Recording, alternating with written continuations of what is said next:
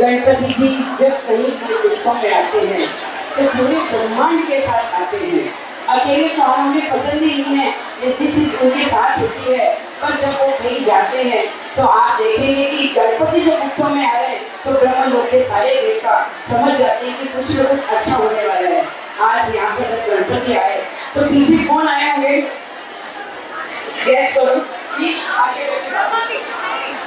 ब्रह्मा विष्णु है, वो आने लग गए कि अभी तो धरा पर कुछ तो भी स्पेशल हो रहा है। उन्होंने कई सालों तक, हजारों सालों तक जिसकी तपस्या की, वो आई पृथ्वी लोक पर, तो उसके दर्शन के लिए ये लोग यहाँ पर पधार रहे हैं। ब्रह्मा विष्णु में मनुवासियों को जब मालूम पड़ा कि धरा पर ये लोग आ रहे हैं तो देखिए कैसे वो लोग उनका स्वागत करते हैं। आप गणगौर मेला मंडल की प्रस्तुति जिसमें मीतू जी मुंदड़ा ने हमें स्वीकृति दी और प्रस्तुति उनके अपने परिवार की, अपने मंडल की है। और आप हमारे संस्कार परिवार की गणपति की जरूर देखे होंगे, सारे करीबन नए मेंबर, सिखाने वाला भी वो ही था। तो कितनी सुंदर की उनके लिए तालियां बजा दें। अगले सारे आइए गणपति, आपका स्वागत है गणगौर मेला मंडल।